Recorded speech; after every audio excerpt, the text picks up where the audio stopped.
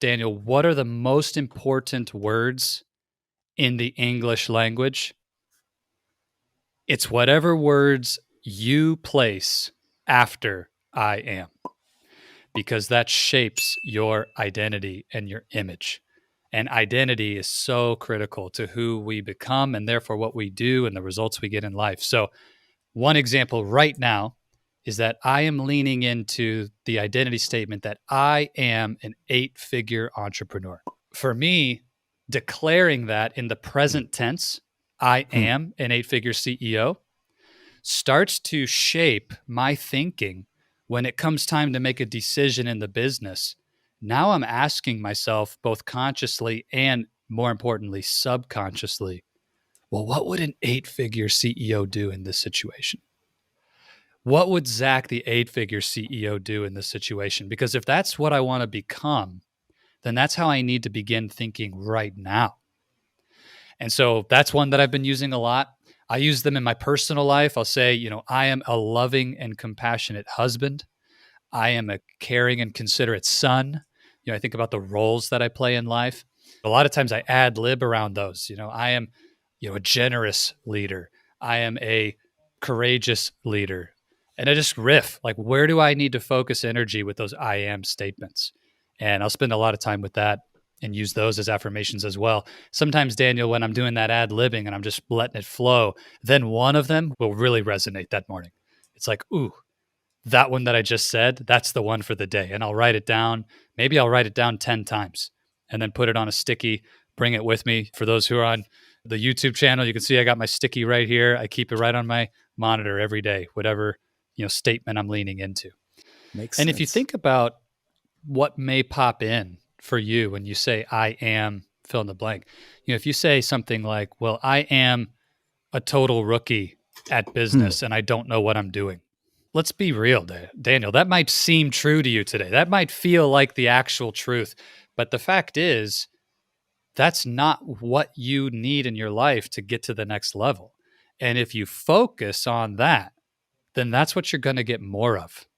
And I've talked on this podcast a lot of times about the importance of focus. Where your focus goes, that's where your energy flows. So do you want the energy of your life to reinforce the belief that I'm a total rookie and I'm no good at this, or I don't know what I'm doing?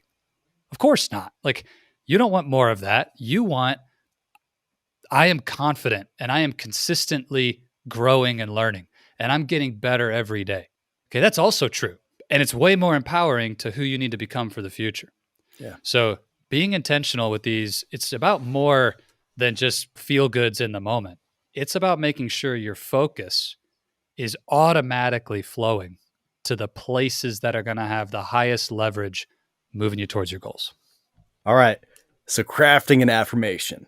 I love this I am tip, because when I try to craft an affirmation for myself, I feel like I get this brain fog and I can't really think straight. And I feel like my brain wants to devolve and go into the space of maybe positioning myself against something I don't want to be. I am not a failure or something like that, right? I don't feel like that's as helpful as it could be, though, right? Totally. So I'll give 2 other quick tips on crafting an affirmation. For the engineering leader listening right now, I'd really encourage you to experiment with this and start using affirmations in your life. But first tip beyond the I am syntax is always frame your affirmations in the present positive tense. So it's not I hope one day to be. It's not I will become in the future. It's I am this. And it's not I am not going to do this bad thing, or I am no longer this thing that I don't want. That would be a negative focus. It's I am this positive thing. So it's not to say I am not afraid. Don't say that. Say I am courageous. It's not I am no longer weak and scared and confused and whatever. It's I am strong and confident and ready. So craft your affirmation statement in the present positive. And then steal shamelessly. Daniel, you said it right at the beginning. Like, oh, Zach, I heard you say that and it works for me. Guess what? 90% of my recurring affirmation statements I heard from somebody else who I really respect. And when they said it, it just connected with my soul. And I was like, yes, I want that too. I'm taking it, right? At the end of the day, there's nothing new under the sun.